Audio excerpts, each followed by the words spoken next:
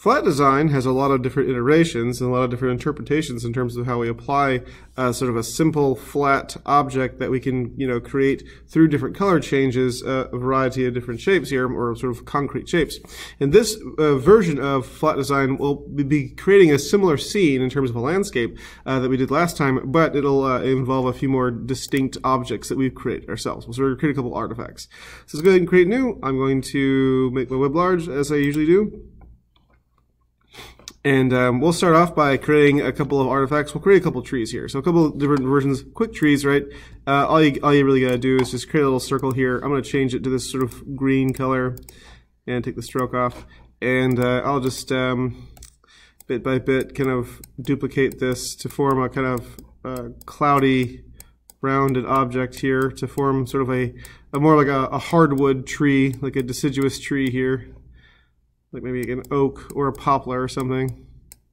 And you can make it as like detailed or as big as you like. You can make it sort of rounded, you can make it kind of square, you can make it kind of triangular, but the idea is we want to make sure we're kind of like indicating this is a tree here. And I'll just stop that right about there. That's really good. All right, now I'll select all this, and you should see a little window pop up here called Pathfinder. If you don't see that, you can go to Window and hit Pathfinder, and it'll pop up down, somewhere on your window. And this is a little button here that says Unite. Just click on that. I'm going to Alt drag this to the side here. I'm going to change this to a bit darker by hitting my little color palette and finding my HSB selector and just drag this down some. And what we did before with our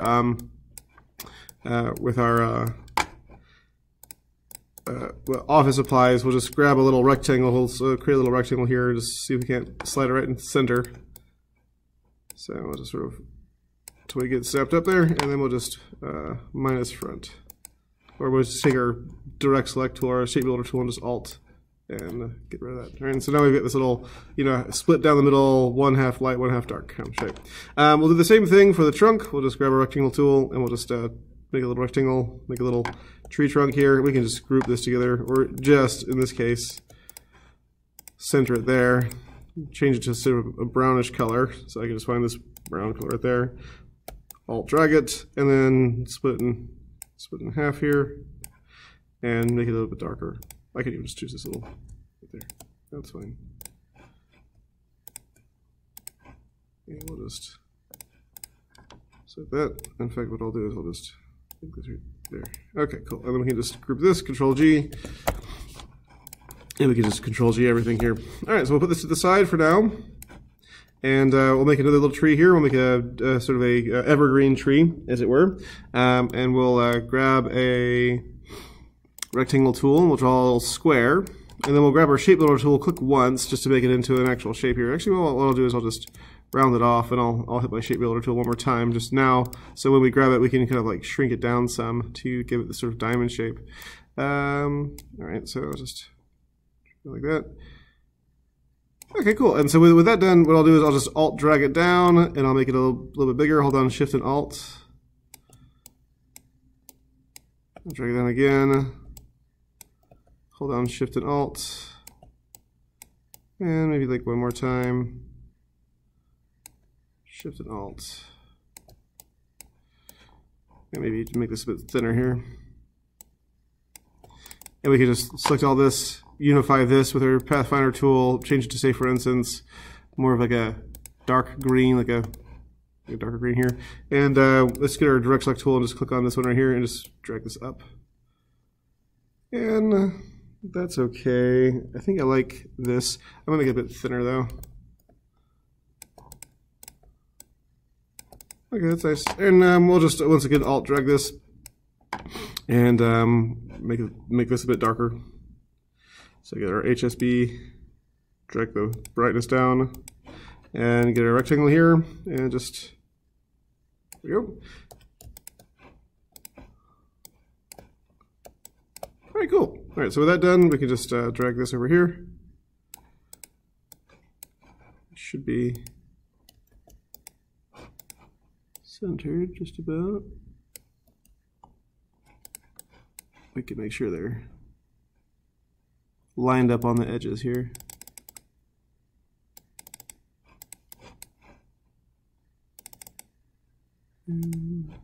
Cool, awesome, great.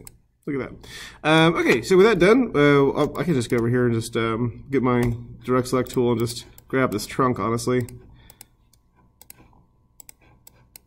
And with the move tool, Alt drag this over here.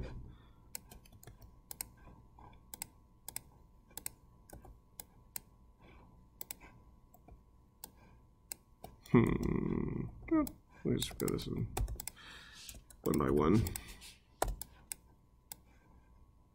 Alright, so I'll make the trunk a bit shorter here, and I'll just group this together, Control G. Okay, so now we've got two trees, we've got an evergreen tree, we've got a deciduous tree here. Let's start making our little design here.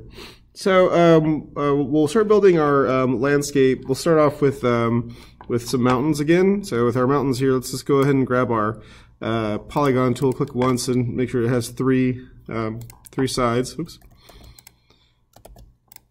So 3 sides. And let's go ahead and make this a good deal bigger. And I'll make this pretty tall. And I'll make it gray. So let's find a gray color. And let's grab our pen tool here, and let's maybe make it a little bit lighter gray, not entirely white, so we can still see it, but also kind of give yourself some wiggle room to it. And we'll just do a little kind of a snowy peak here by drawing kind of a droopy line like this. Let's make sure this is get to lighter. And we'll just Control C and Control F. That means that there's 2 mountains side by side, and with these 2 selected, we can choose this little intersect thing here. So it gives us this fun little group here.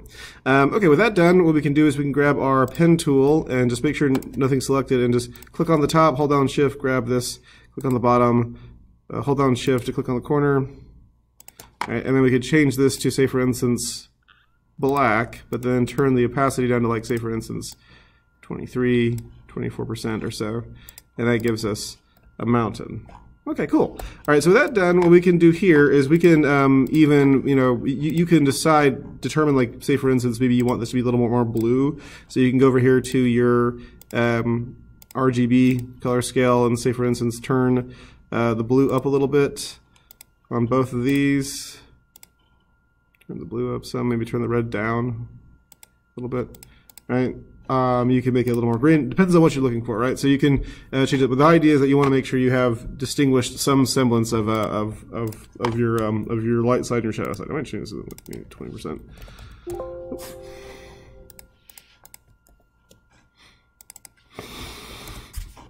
Okay, neat.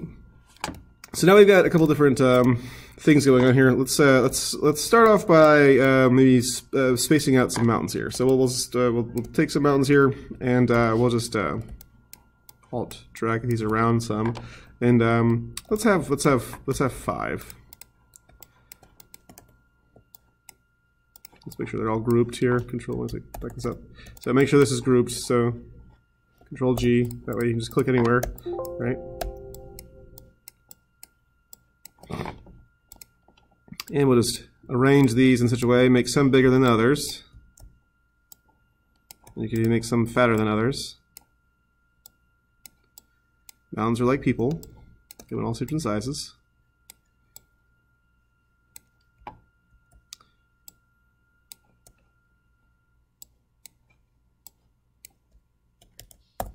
You can have some be a little higher up. You can have some be a little lower down. Doesn't matter if they fully line up. That's okay.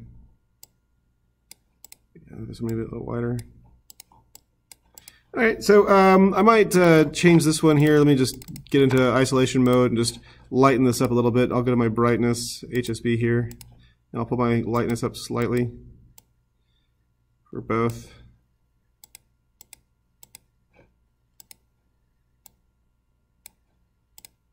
So hopefully they'll let this stand out some against the others. And I might make this a bit darker here. So double click on it, go to isolation mode, click on both of these, and just get your brightness down some for both. And because we already have our shadow side isolated, it should be easy just to kind of like distinguish it from the rest. All right, so cool. I like that. Let's add some hills in front of it. So we'll just get our pen tool here, and we'll do something a little bit different here. Let's make sure I'm saving here. We'll call this flat design landscape 2. So I'll get my pen tool and I'll start making my hills here. I'm going to use a slightly different technique for my hills. So I'll just grab this instead of doing a real looping kind of like that, like I did before. I'm actually going to create sort of a scalloped edge to it here. So I'll just make a loop here at the top. I might hold down Shift while I do this, and then just let this fall where it's going to go. Click once, and then do the same thing. I'll just go a little lower, hold down Shift while I make another loop. And then click once again, and then maybe go up a little bit higher, make it like a thinner hill, and then click once again. Don't curve it, and then just keep doing that across here.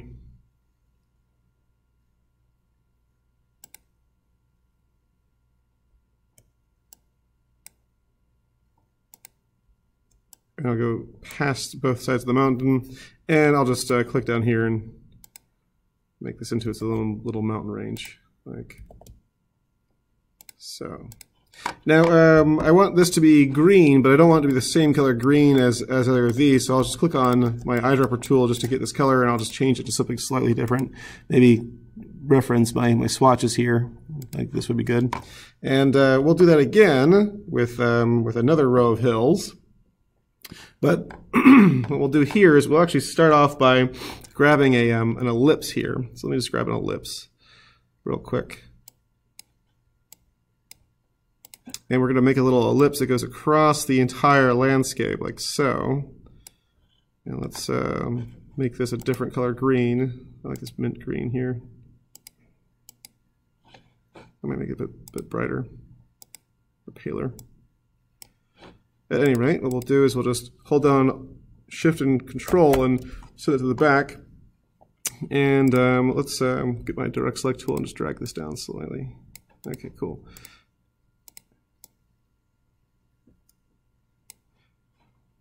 All right. So with that done, what we'll do is we'll go to the top here, and we'll start adding in some more hills.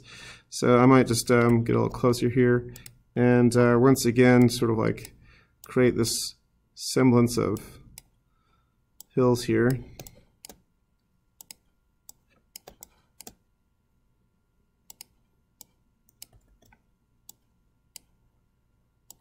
And what we can do is we can make this somewhat irregular but as soon as we get the eyedropper tool and link it to and have it be the same color as before, we suddenly get this new little look here. So we've got this new little look of a new color of a hill here. So I might pull this down some just to put in. I want to disguise that on the feet of the hills. So we've got two little bits of hills there. That's fun. And then now what we can do is let's do this over here. Let's actually get everything and shrink everything down some.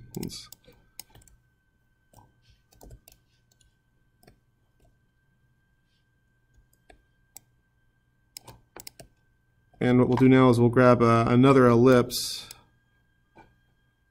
Maybe make a circle here that's about as wide as our, like this brown here. Kind of earthy color. And have this sort of be floating in the air.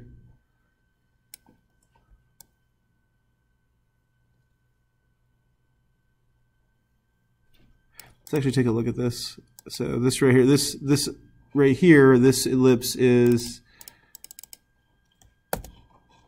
661 pixels wide, so I'm going to copy that, and I'll paste it over here. I'll just paste it on both the height and the width.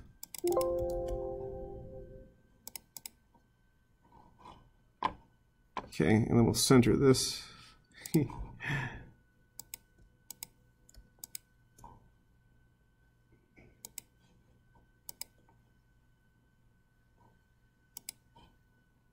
Then what I can do is this. I can take this, these two shapes here, and I can use my shape builder tool just to get rid of this top part. And then with this bottom part selected, I can just alt drag this to the side here, make it a bit darker,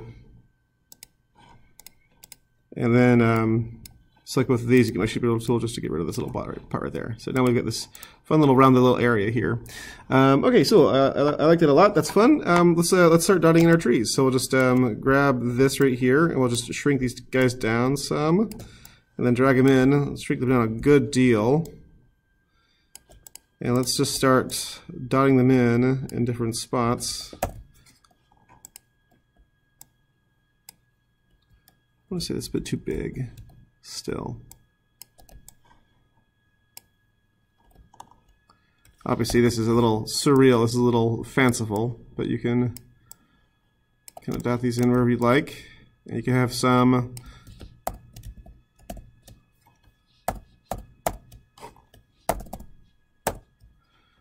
behind the one row of trees, one row of hills, and some behind the others. Alright, so we'll have that. And then we'll get our evergreen tree here, start dotting that in as well. Once again, to the top.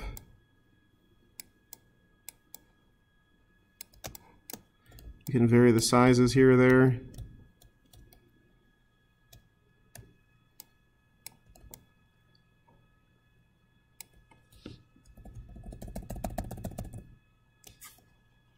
Make some taller, make some thinner, make some fatter. It's up to you.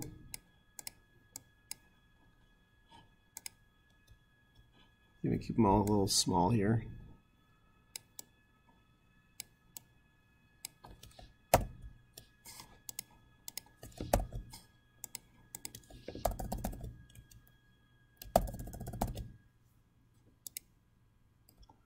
All right, neat. Okay, so we'll call this this done so far here, and what we'll do is we'll just group everything together. I'm not sure if I like the way this looks. It's fine for now. You can go back. You can adjust the different colors if you want. And what we'll do is we'll group all this together, and then we'll make sure that this is centered to the artboard here. So we'll just center this both ways, and then let's make a new layer on the bottom. Let's add a gradient, and your gradient can be any color. I'm going to make it say, for instance, blue, just kind of like it's floating in the sky. But if you want it to be sort of like a darker color, like it's floating in space, that's fine too. Let's make it a gradient here. So I'll just go over to fill, choose a gradient, and actually I'll choose this gradient here. That's actually good. I'll go to gradient options, rotate it 90 degrees. Then I'll just take away some of these other stops here. Let's maybe 90 instead of -90. That's kind of fun. Maybe I'll add some clouds too. So once again, we just get our rectangle tool, just draw a rectangle, make it white. Close up the edges here. Make it round. And yeah. Oops.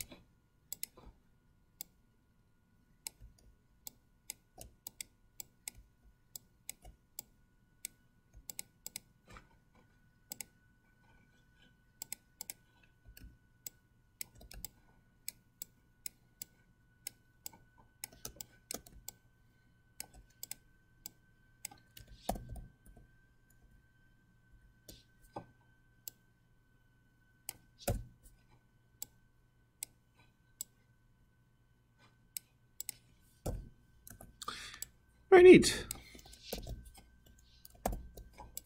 Cool. Okay, we'll call that done. All right, so save this as a JPEG, export it, and then very cool, submit it. I can't wait to see you guys produce.